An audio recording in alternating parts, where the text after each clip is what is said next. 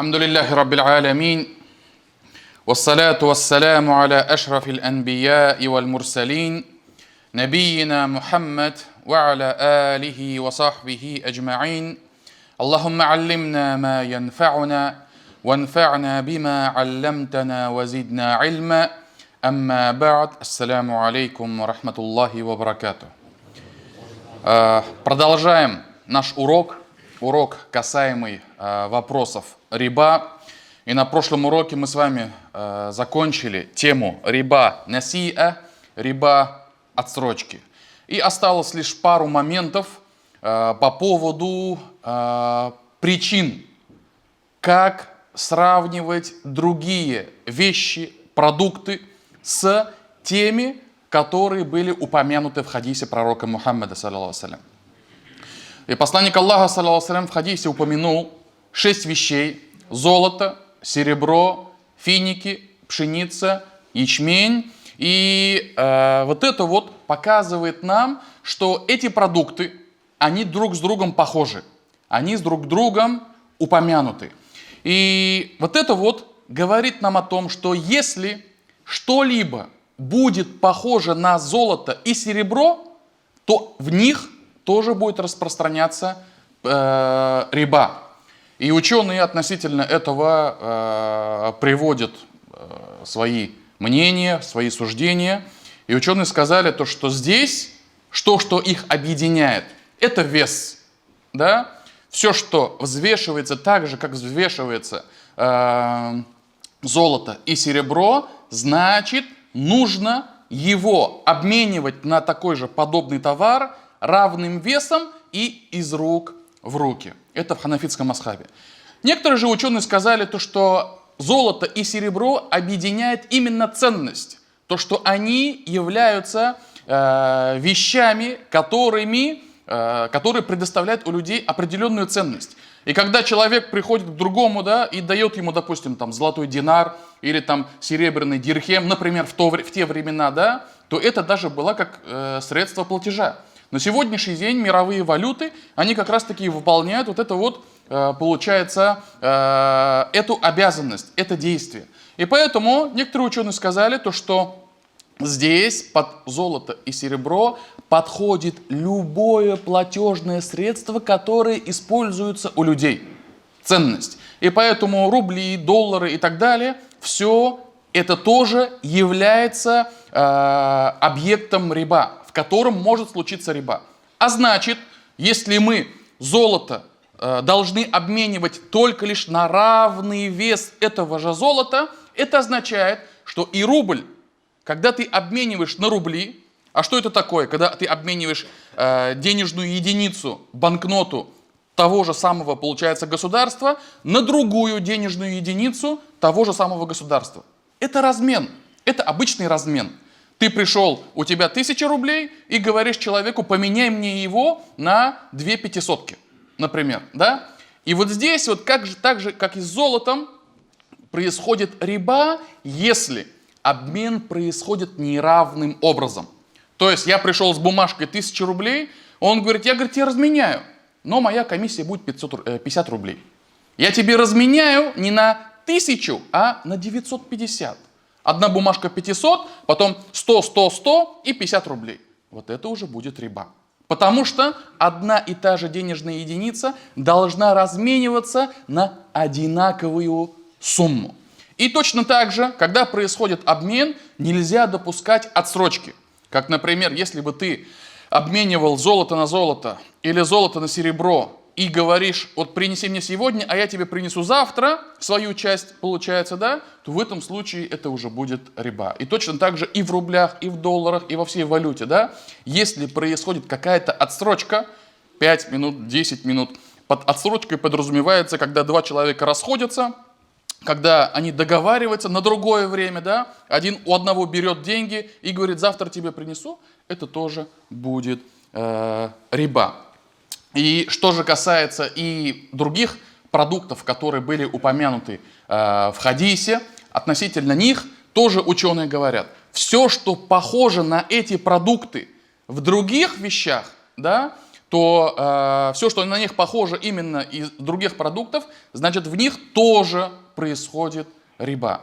И ученые ханафитского мазхаба сказали то, что финики, ячмень, пшеница, соль, там, да, это все объединяется во что? Это все объединяется под тем, что они являются вещами взвешиваемыми в объемах. Макиль по-арабски это называется, да? То есть все, что взвешивается в объемах, значит в них тоже распространяется риба. Все, что на это похоже, значит, когда мы взаимодействуем с этими вещами, мы должны соблюдать, если это равный тот же самый продукт, ячмень на ячмень, пшеницу на пшеницу, мы должны соблюдать равный вес, финики на финики, равный вес обязательно, да? И чтобы не было отсрочки. Чтобы не было отсрочки. Это первое. Во-вторых, но если эти продукты будут разниться, я хочу обменять золото на серебро, я хочу обменять пшеницу на ячмень, я хочу обменять финики на соль там, и так далее, то в этом случае можно устанавливать любой курс, любой вес, который устраивает покупателя и продавца, но с условием, чтобы это было из рук в руки. И поэтому, возвращаясь к нашим, получается, денежным единицам, которые похожи на золото и серебро и выполняют функцию оплаты, да, покупаешь за что-либо, то в этом случае, когда обмениваешь одну валюту на другую, можешь устанавливать такой курс, любой, который вам будет выгоден, удобен, и покупатель твой согласится это купить.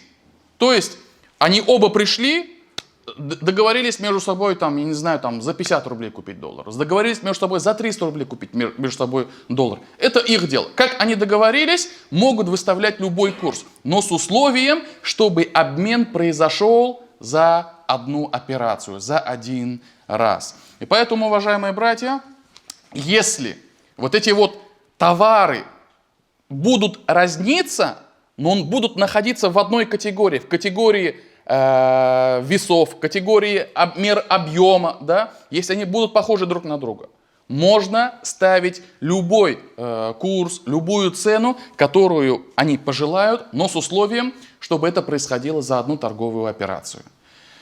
И ученые говорят, в-третьих, если получается и категории разные, не похожие друг на друга, например, там пшеница, ячмень, там финики, они похожи между собой тем, то, что их взвешивают.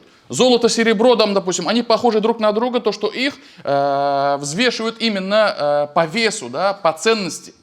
Если и эти категории будут разными, то можно продавать как пожелаешь, за любой курс, который ты захочешь, и можно продавать в рассрочку, то есть с отсрочкой платежа.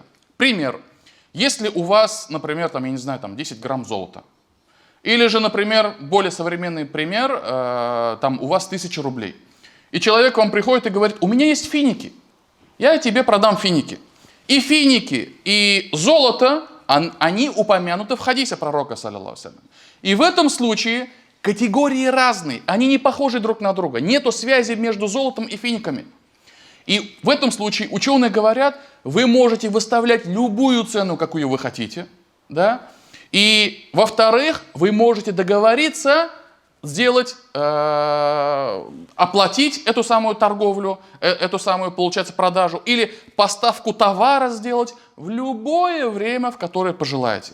И поэтому, если я пришел в магазин, тот же самый Султан, например, там, да, вот, который рядом с нашей мечетью, и говорю, продайте мне 2 килограмма суккари, фиников. Они говорят, хорошо. И потом я им говорю, у меня денег с собой нету. Давайте я вам принесу эти деньги на магриб намаз, на ахшам намаз. В 6 вечера вам принесу. Они говорят, без проблем, мы тебя знаем, как сказать, там, да, мы тебя найдем, если что, да.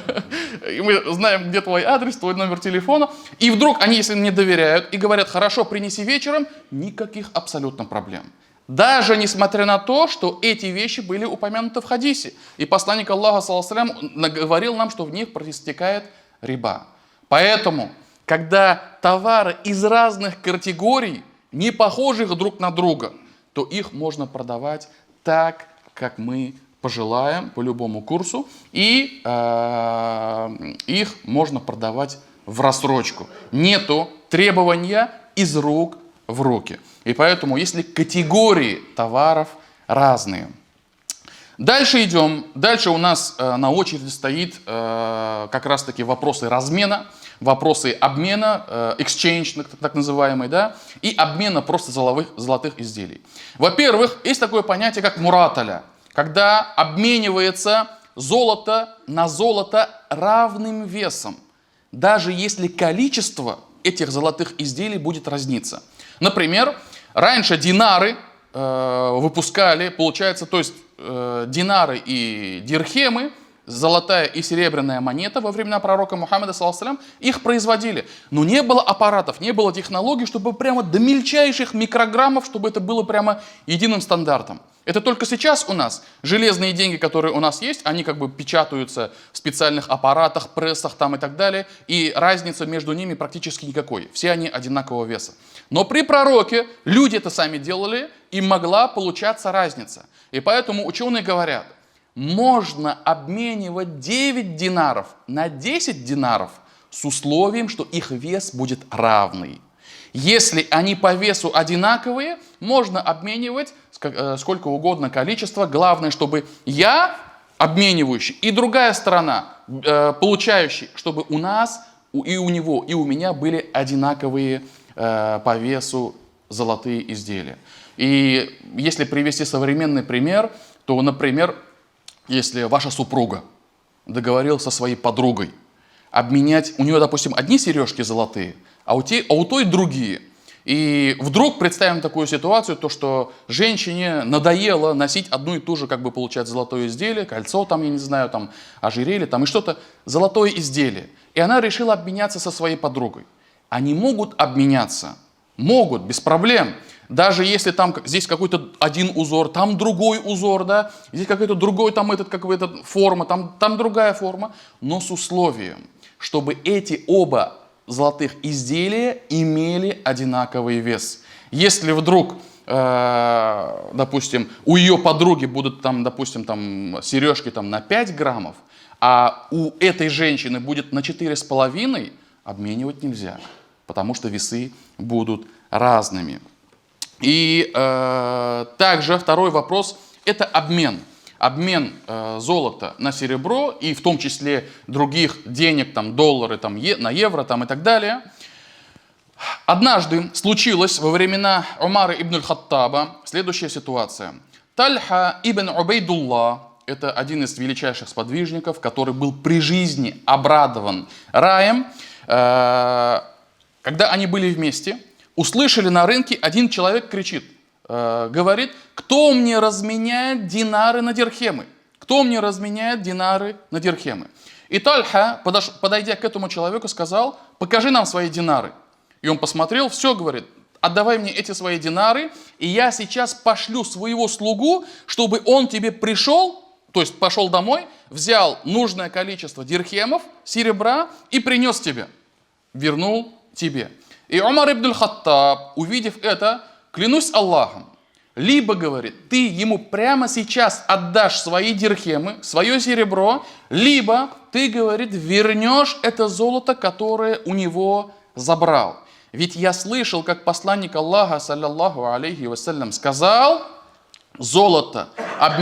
серебро обменивается на золото, в обмене серебра на золото будет риба, если торговая операция не будет вот так вот, ха-ва-ха, то есть из рук в руки, из рук в руки.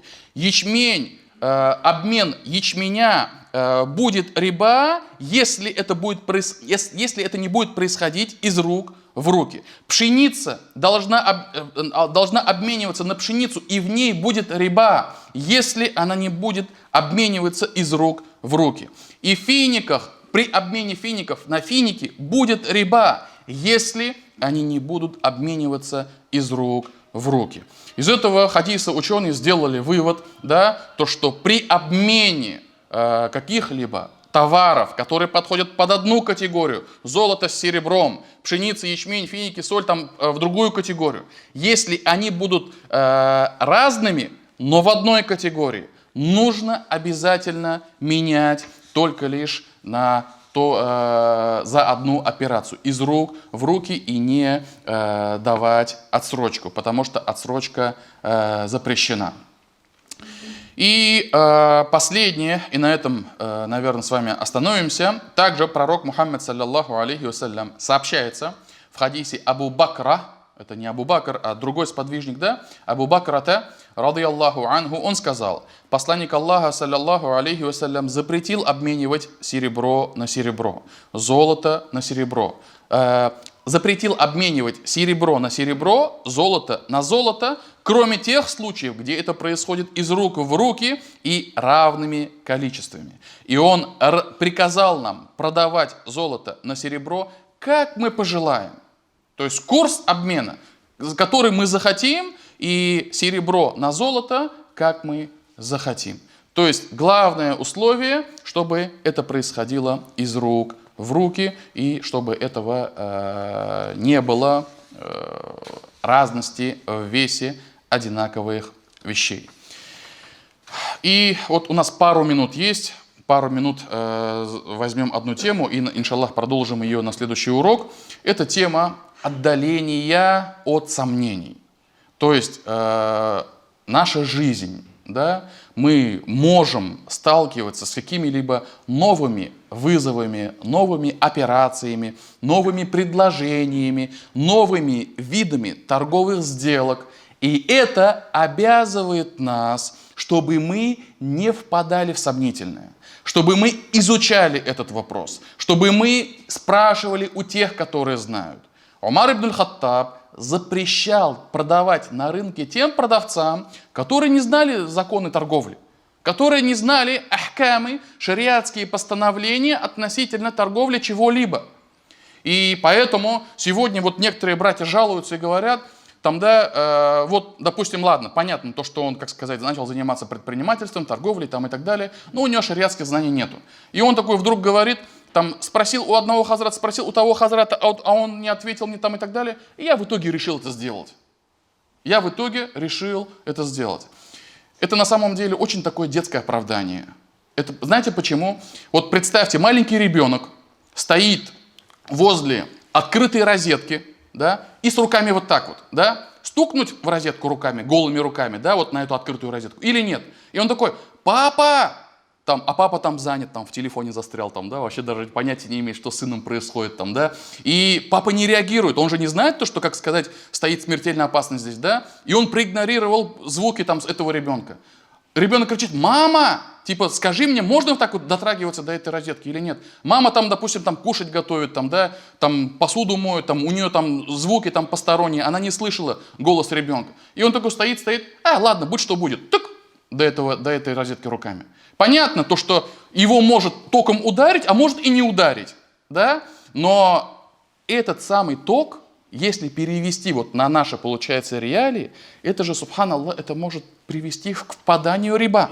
Это может привести к гневу Всевышнего Аллаха. Этот самый ток, он может привести тебя к тому, что в твоем имуществе не будет бараката. Ты будешь лишен этого. Более того, если ты продолжишь так вот делать к розетке, да, это может привести к тому, что последствия этого самого тока будут на тебе, на твоей жене, на твоих детях. И вы представляете, этот маленький ребенок вырастает потом, да, а у него бараката в жизни нету. Он делает дуа, дуа не принимается. Почему? А потому что когда-то он был вскормлен и взращен именно чем-то недозволенным. Поэтому оправдываться и говорить там, я не знал, мне не сказали, я спросил, меня проигнорировали, в WhatsApp не ответили, прочитал, 2 галочки появилось, там ответа не было, там и так далее. Это на самом деле, конечно же, не красит тех, которые не отвечают на эти вопросы. Но вы сами тоже поймите, те люди, которым задают вопросы, хазраты, там, имамы, там, я не знаю, знающие там, и так далее, у них может быть таких вот вопросиков в день, да, очень большое количество. И он может просто позабыть, там, пропустить там, и так далее.